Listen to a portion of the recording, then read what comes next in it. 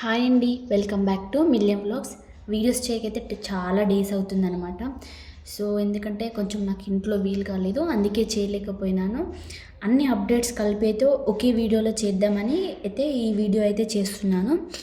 So వీడియోని అయితే ఎక్కడ స్కిప్ చేయకుండా కంప్లీట్గా చూసేయండి. సో మీకు ఇంకా లేట్ అనిపిస్తే మాత్రం స్పీడ్ మోడ్లో పెట్టుకొని చూసేయండి, నో ప్రాబ్లం. అలాగే ఈ వీడియోలో మనకి అడ్మిషన్ రిజిస్ట్రేషన్స్ ఎప్పటివరకు ఉన్నాయి, అలాగే యూజీ సెమిస్టర్, అలాగే hall tickets down and pass marks ఎన్ని, ఎగ్జామ్ ఎలా రాయాలో కూడా మనం వీడియో లాస్ట్లో తెలుసుకుందాం. ఎందుకంటే చాలామంది కామెంట్స్ అయితే అడుగుతున్నారు. సో చూడండి మీరే. సో ఇక్కడ ఫస్ట్ సెమ్ ఎగ్జామ్ ఎప్పుడు ఉంది మేడం 2020-24 బ్యాచ్కి అని అడుగుతున్నారు. సో ఇలా చాలా కామెంట్స్ అయితే ఉన్నాయి. సో ఎన్ని రోజులు వీడియోస్ చేయపోయేసరికి సో ఒక కార్తిక్ అనే ఒక పర్సన్ అయితే ఇలా మెసేజ్ చేశాడు. సో ఇతను చెప్పింది కూడా కరెక్టే అనిపిస్తుంది. ఒకసారి అయితే చూడండి, ఫైనల్ ఎగ్జామ్స్ ఎప్పుడు, ఇలా చాలా కామెంట్స్ అడుగుతున్నారు. సో అన్నిటికి కలిపి నేనైతే ఒకే వీడియోలో చెప్దామని ఈ వీడియో అయితే చేయడం జరుగుతుంది. సో మేబీ లెంత్ కావచ్చు, కానీ మ్యాక్సిమం షార్ట్ చేయడానికి అయితే ట్రై చేస్తాను. సో లేట్ చేయకుండా వీడియోలోకి అయితే వెళ్ళిపోదాం. ఫస్ట్ అయితే ఇది టోటల్గా 2024కి సంబంధించిందనమాట ఇప్పుడుది. సో మనకి అడ్మిషన్ రిజిస్ట్రేషన్ వచ్చేసి చూడండి, ఒకసారి జూమ్ చేస్తాం, మీకు కనబడుతుందని అనుకుంటాను క్లియర్గా. ఒకసారి చూడండి. యూజీ బీఏ బీకామ్ బీఎస్సీ వాళ్ళకి మనకి 29 అంటే ఫిబ్రవరి 29 వరకు లాస్ట్ డేట్ ఉండేది. బట్ అది విత్ లేట్ ఫీతోని, అంటే విత్ లేట్ ఫీ 200 అనుకుంటా. ఓకే, 200తోని వాళ్ళైతే 31 అంటే మార్చ్ 31కి, అంటే ఈ మంత్ 31 వరకు అయితే ఎక్స్టెండ్ చేశారు. ఎవరైనా ఇంక ఇంట్రెస్ట్ ఉండి ఓపెన్ డిగ్రీ చేయాలనుకుంటే మాత్రం వెంటనే అడ్మిషన్ తీసుకోండి. అలాగే పీజీలో కూడా చాలామంది లైబ్రేరియన్ సైన్స్ కానీ ఎంఎస్సి ఎంకామ్ ఇలా చేయాలనుకుంటారు కదా. సో వాళ్ళకి అండ్ అలాగే ఎవరైనా డిప్లొమా చేయాలనుకునేవారు, సర్టిఫికేట్ ప్రోగ్రామ్స్ చేయాలనుకునేవారు కూడా అడ్మిషన్ తీసుకోవచ్చండి. ఇక్కడ డేట్స్ అంటే మనకి 29 ఫిబ్రవరి, సేమ్ దీనికి కూడా 29 ఫిబ్రవరి ఉండేది. కానీ విత్ లేట్ ఫీతోనైతే వాళ్ళు మార్చ్ 31కి అయితే ఎక్స్టెండ్ చేశారనమాట. సో మేబీ ఇంకా ఎక్స్టెండ్ కాకపోవచ్చు. ఇదైతే మీరు తప్పనిసరిగా అప్లై చేసుకోవడం, ఎవరైతే ఇంట్రెస్ట్ ఉన్న వాళ్ళు అప్లై అయితే తప్పనిసరిగా చేసుకోండి, అడ్మిషన్ తీసుకోండి. అలాగే మనకి ఇక్కడ చూడండి ఒకసారి మీరు, UG semester practical fee payment students of previous year. అంటే ఇప్పుడు ప్రీవియస్ ఇయర్ అంటే ఇప్పుడు మన ఫస్ట్ ఇయర్లో ఎవరైతే ప్రాక్టికల్స్ అటెండ్ కాకుండా, లేదంటే ఎగ్జామ్స్ కానీ ప్రాక్టికల్స్ కానీ అటెండ్ కాకుండా ఉంటారు కదా. సో ఎగ్జామ్స్ అనేది మనకి మళ్ళీ ఫస్ట్ సెమ్ వాళ్ళ డేట్స్ వచ్చినప్పుడే మనం అప్లై చేసుకోవాల్సి వస్తుంది. ప్రస్తుతానికైతే ప్రాక్టికల్ ఫీజు అయితే పే చేసుకోవాలన్నమాట. ఎవరైతే first semester and second semester లాంటివి ఎగ్జామ్స్, అంటే సెకండ్ సెమిస్టర్ అయినా సరే, ఏ సెమిస్టర్స్ అయినా ప్రాక్టికల్స్ అటెండ్ కానోళ్ళు ఉంటే, ఏ ఇయర్ వాళ్ళైనా ఓకే, కానోళ్ళు ఉంటే మాత్రం ఇప్పుడు మనకి సెమిస్టర్ ప్రాక్టికల్ ఫీ అనేది పే చేసుకోవాలన్నమాట. సో దట్ మళ్ళీ రెగ్యులర్ వాళ్ళకైతే ఎప్పుడైతే ఉంటాయో మనం కూడా అప్పుడే వెళ్ళి రాసుకోవచ్చు అనమాట. సో ప్రాక్టికల్ ఫీ అయితే పే చేసుకొని పెట్టుకోండి. ఇప్పుడైతే రన్ అవుతుంది, ఒకసారి వెబ్సైట్కి వెళ్ళి చెక్ చేసుకోండి. అండ్ ఇది అండ్ నెక్స్ట్ వచ్చేసి మనకి థర్డ్ వన్ వచ్చేసి మనకి థర్డ్ సెమిస్టర్ ఒక హాల్ టికెట్స్, అంటే థర్డ్ సెమిస్టర్ ఇప్పుడు మనకి 5th నుండి స్టార్ట్ అవుతుంది కదా. సో దానికి హాల్ టికెట్స్ అయితే ఆల్రెడీ రిలీజ్ అయ్యాయి. సరే, ఎవరైతే థర్డ్ సెమిస్టర్ రాసే వాళ్ళు ఉంటారో హాల్ టికెట్స్ డౌన్లోడ్ చేసుకొని రెడీగా పెట్టుకోండి. అండ్ చాలామంది అడుగుతున్నారు, అక్క అసలు ఎగ్జామ్ ఎలా రాయాలి, ఇలా 30 లైన్స్ అంటే ఏ విధంగా రాయాలి, 20 లైన్స్ 10 లైన్స్లో అంటే ఏ విధంగా రాయాలి, ఎన్ని మార్క్స్కి ఎలా రాయాలని అడుగుతున్నారు. సో దాని మీద కూడా ఒక క్లారిటీ అనేది ఇస్తాను వీడియో లాస్ట్లో. ఇంకో టాపిక్ ఉంది, అది డిస్కస్ చేశాక చూద్దాం. చూడండి, ఇది పాస్ మార్క్స్ అనమాట. పాస్ మార్క్స్ ఎన్ని అని అడుగుతున్నారు చాలా వరకు అయితే. ఈ డౌట్ చాలామందికి ఉంది. చూడండి, మనకి ఈ కోర్స్ వైజ్గా కాకుండా మార్క్స్ వైజ్గా చూద్దామండి. ఎందుకంటే ఈ మార్క్స్ ప్రతి ఇప్పుడు 100 మార్క్స్ పేపర్స్ ఉంటాయి, చాలామంది 80 మార్క్స్ పేపర్స్ ఉంటాయి, 60 మార్క్స్ పేపర్స్ ఉంటాయి. ఈచ్ అండ్ ఎవ్రీ కోర్స్ని మనం చేసి చెప్పాలంటే కష్టం అవుతుంది కదా. సో అందుకే నేను ఇలా మార్క్స్లా డివైడ్ చేసుకొని చెప్తున్నాను. ఒకసారి చూడండి, ఎవరికైతే 100 మార్క్స్ పేపర్స్ ఉంటాయో వాళ్ళకి 40 మార్క్స్ అనేవి పాస్ మార్క్స్ అనమాట. మినిమం 40 మార్క్స్ వస్తే ఇంకా వాళ్ళకి ఏ ప్రాబ్లం ఉండదు. అదే 3 hours ఉంటుంది. అలాగే చూడండి 80 మార్క్స్ పేపర్స్ ఎవరికైతే ఉంటాయో అంటే మనకి అన్ని 80 మార్క్సే ఉండకపోవచ్చు, అన్నీ 100 మార్క్సే ఉండకపోవచ్చు. ఒక 3 సబ్జెక్ట్స్ 100 మార్క్స్, ఒక 3 సబ్జెక్ట్స్ 80 మార్క్స్, ఒక 2 సబ్జెక్ట్స్ 60 మార్క్స్, 1 సబ్జెక్ట్ 40 మార్క్స్ అలా ఉంటాయి. సో దాన్ని బట్టి అయితే మీరు చూసుకోండి. సో 80 మార్క్స్ పేపర్ 80 మార్క్స్ పేపర్కి అయితే 32 మార్క్స్ పాస్ అనమాట. అది వచ్చేసి 3 అవర్స్ ఉంటుంది ఎగ్జామ్. అండ్ 60 మార్క్స్ పేపర్కి వచ్చేసి 24 మార్క్స్ అనేది మనకి పాస్ మార్క్స్ అనమాట. అది వచ్చేసి 2 అవర్స్ ఉంటుంది. అలాగే 40 మార్క్స్ పేపర్కి వచ్చేసి 16 మార్క్స్ అనమాట పాస్ మార్క్స్. అది వచ్చేసి 1.5 అవర్ ఉంటుంది. సో మీకు ఇలా మార్క్స్ మాకు తెలియట్లేదు అంటే మీ హాల్ టికెట్లో టైం ఇస్తారు కదా, సో టైంని బట్టి ఒకసారి చూసుకోండి. సో ఎన్నిటికైతే పాస్ అవుతారో అదే చూసుకోండి. అండ్ చాలామంది అయితే అడుగుతున్నారు ఇంకా లైక్ మనకి previous papers questions, important questions చెప్పండి అని అడుగుతున్నారు. సో దాని గురించి అయితే నేను ఎందుకంటే ఈసారి మనకి ప్యాటర్న్ అనేది చేంజ్ అయింది. చెప్పాలనుకుంటే చెప్పొచ్చు, కాకపోతే అవి రాకపోవచ్చు. మీరు వాటిపైన డిపెండ్ అయ్యి వెళ్తే కనీసం పాస్ మార్క్స్ కూడా వచ్చే ఛాన్స్ ఉండదు కావచ్చు. ఎందుకంటే ఈసారి మనకి బిట్స్ కూడా లేవు.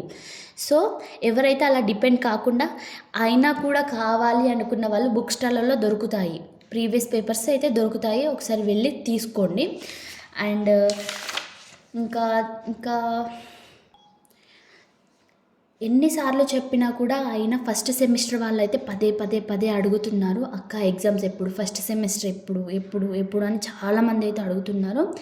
సో ఇంకా ఫస్ట్ సెమిస్టర్ అంటే ఫస్ట్ ఇయర్ అడ్మిషన్ అయితే ఇంకా క్లోజ్ కాలేదు, చూస్తున్నారు కదా, క్లోజ్ కాలేదనమాట. అది ఒకసారి క్లోజ్ అయిందంటే మనకి ఆటోమేటిక్గా మనకి డేట్స్ అనేవి అనౌన్స్ చేస్తారు. అలాగే ఫీ పేమెంట్స్ డేట్స్ ప్రతి ఒక్కటి అయితే అనౌన్స్ చేస్తారనమాట.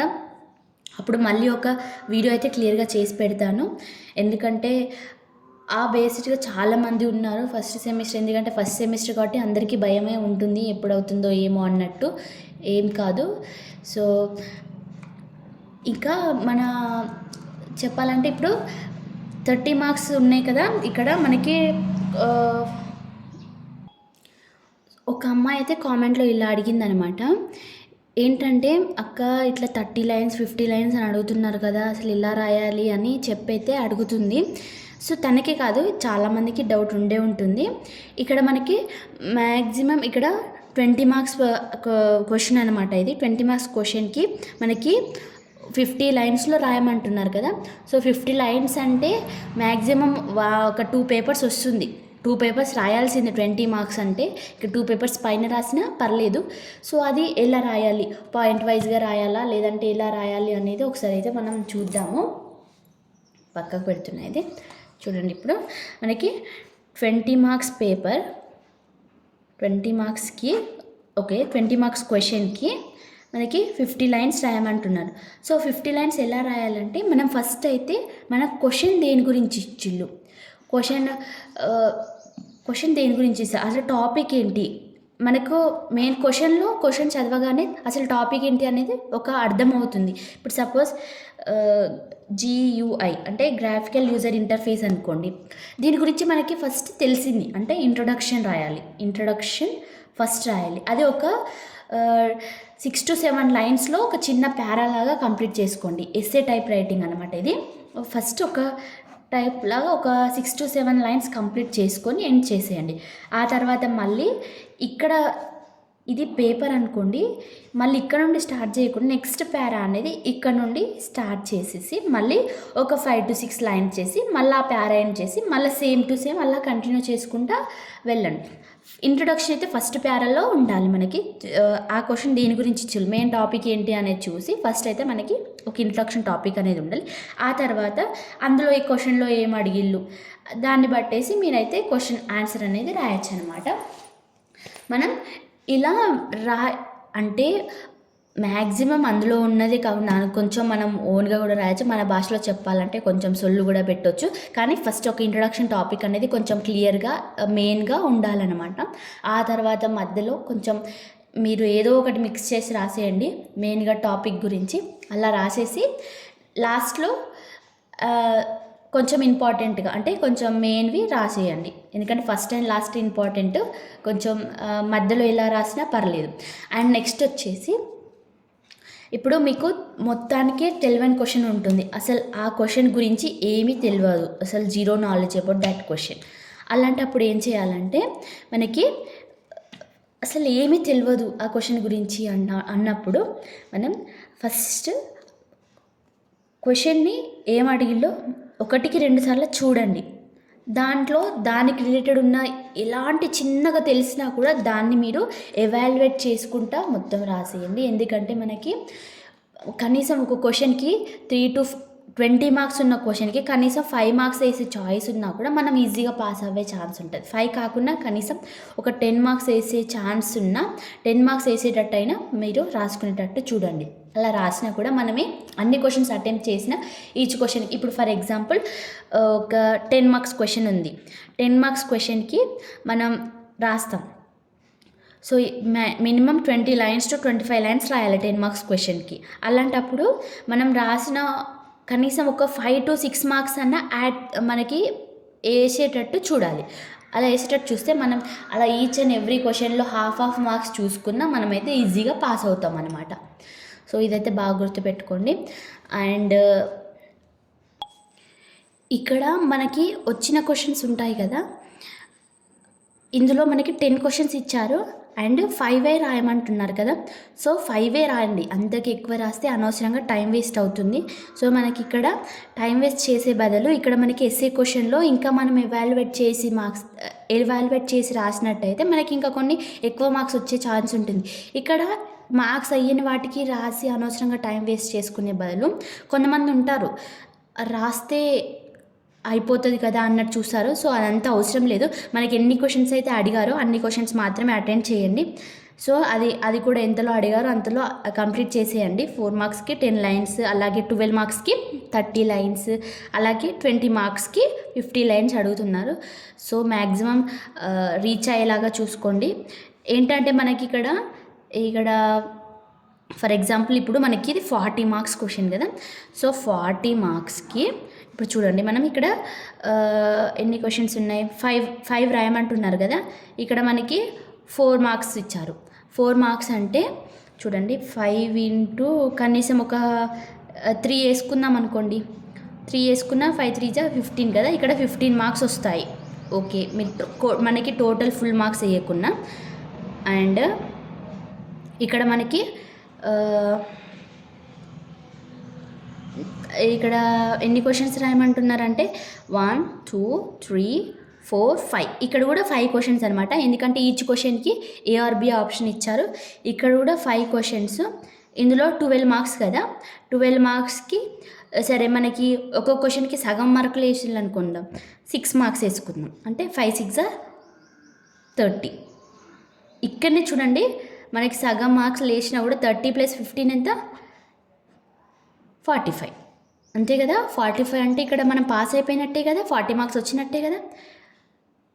అండ్ ఇక్కడ 20 మార్క్స్, 20 మార్క్స్లో కనీసం మనకి ఒక 8 మార్క్స్ అన్న వేయకపోతారా చూసుకోండి, ఆటోమేటిక్గా పాస్ అయిపోతాం. కానీ మనం అన్ని క్వశ్చన్స్ని కనీసం మ్యాక్సిమం అటెండ్ చేయడానికి ట్రై చేయాలి అంతే. ఇప్పుడు మనకి సరే 45 మార్క్స్, ఇక్కడ మనకి 6 మార్క్స్ కాకుండా 5 మార్క్స్ వేసినా కూడా మనం పాస్ అయిపోతాం. 5 5 25 చూసుకోండి, అంతే ఈజీగా పాస్ అయిపోతాం. సో అదనమాట. కానీ ఇక్కడ 5 మార్క్స్ వేయకుండా ఇంకా తక్కువ వేసినా మనం ఈ 20 మార్క్స్ దాంట్లో కనీసం 8 మార్క్స్ వచ్చినా ఇంకా ఈజీగా పాస్ అవుతాం అనమాట.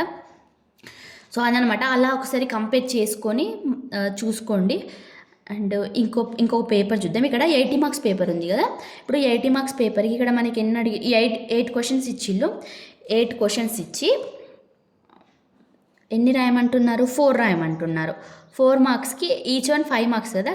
సరే 2 మార్క్స్ వేసుకుందాం. 4 into 2 8 మార్క్స్. ఫస్ట్ బిట్లో 8 మార్క్స్ వచ్చేసినాయి. అలాగే ఇప్పుడు సెకండ్ బిట్ చూడండి, సెక్షన్ బి.